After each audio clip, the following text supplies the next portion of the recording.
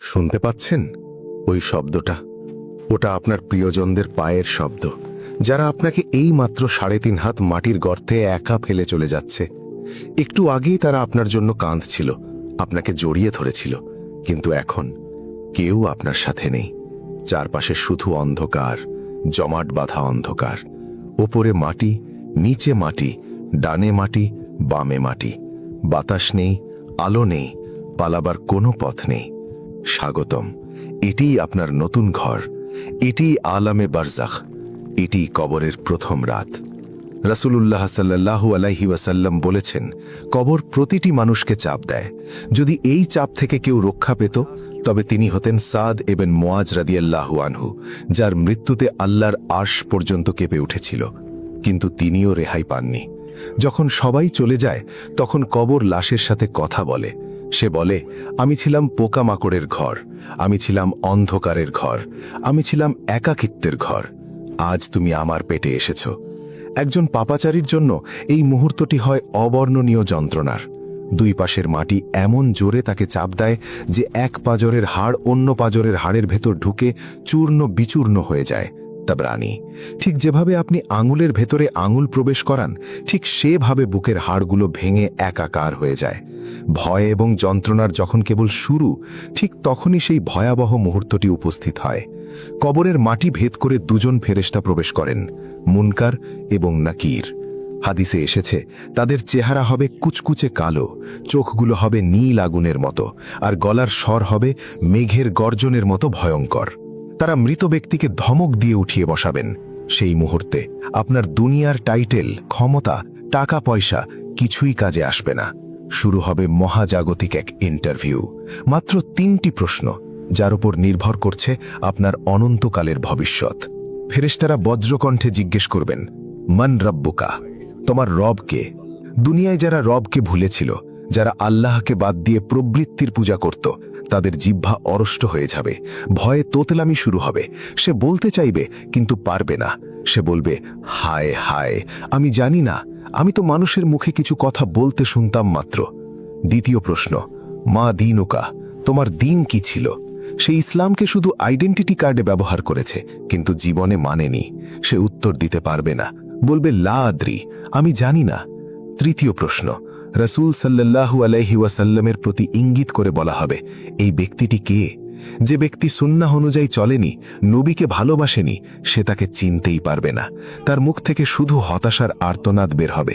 যখন সে উত্তর দিতে ব্যর্থ হবে, তখন আকাশ থেকে একজন ঘোষক ঘোষণা দেবেন, আমার বান্দা মিথ্যা বলেছে, তার জন্য জাহান্নামের বিছানা পেতে দাও, তাকে জাহান্নামের পোশাক পরিয়ে দাও, এবং তার জন্য জাহান্নামের দিকে একটি দরজা খুলে দাও।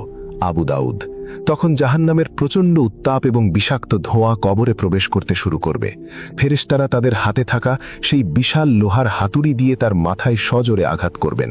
হাদিসে এসেছে, সেই আঘাতে যদি কোনো পাহাড়ের ওপর মারা হতো, তবে পাহাড়ও ধুলোয় মিশে যেত।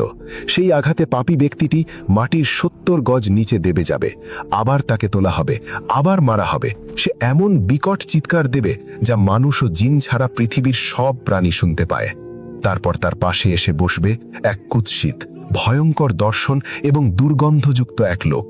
মৃত ব্যক্তি ভয়ে জিজ্ঞেস করবে, তুমি কে? তোমার চেহারা এত ভয়ানক কেন?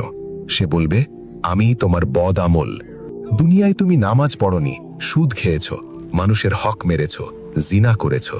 আজ আমি তোমার অনন্তকালের সঙ্গী। বিষাক্ত সাপ এবং বিচ্ছা তাকে ঘিরে ধরবে, এবং সে চিৎকার করে বলতে থাকবে, হে আমার রব, কিয়ামত যেন কায়েম না হয়।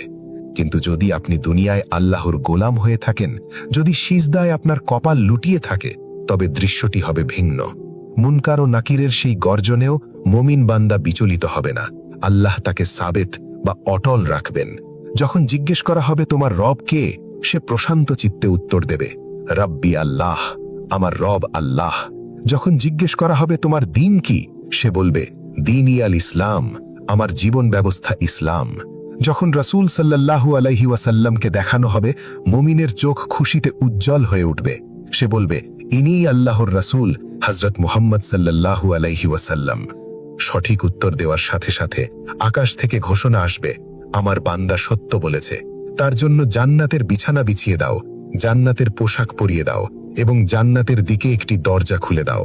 মুহূর্তের মধ্যে তার সংকীর্ণ কবরটি দৃষ্টিসীমা পর্যন্ত প্রশস্ত হয়ে যাবে। জান্নাতের স্নিগ্ধ বাতাস এবং সুগন্ধি আসতে শুরু করবে।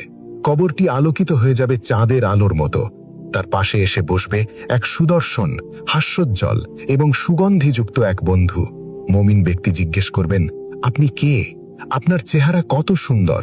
সে বলবে, আমি তোমার নেক আমল, আমি তোমার নামাজ, তোমার রোজা, তোমার দান সাদকা এবং কুরআনের তিলাওয়াত। কবরের এই একাকিত্বে আজ থেকে কিয়ামত পর্যন্ত আমি তোমার বন্ধু। তখন ফেরেশতারা তাকে বলবেন, নাম বাসরাত জরিদ, অর্থাৎ ঘুমাও, বাসর রাতে নববধূর মতো শান্তিতে ঘুমাও।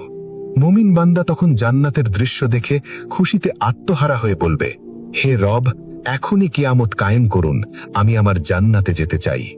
প্রিয় ভাই ও বোন, এই দুটি দৃশ্যের কোনো একটি আপনার সাথে অবশ্যই ঘটবে, কোনো তৃতীয় অপশন নেই। আজ আপনি নরম বিছানায় ঘুমাচ্ছেন, কিন্তু এমন এক রাত আসছে যেদিন বিছানা হবে মাটি, বালিশ হবে মাটি, আর সঙ্গী হবে আপনার আমল।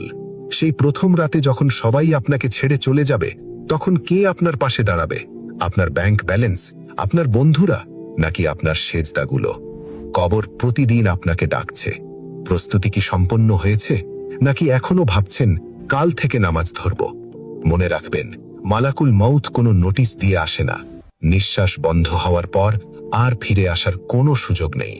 আল্লাহ আমাদের সবাইকে কবরের আযাব থেকে রক্ষা করুন এবং মুনকার নাকিরের প্রশ্নের সঠিক উত্তর দেওয়ার তৌফিক দান করুন। আমিন।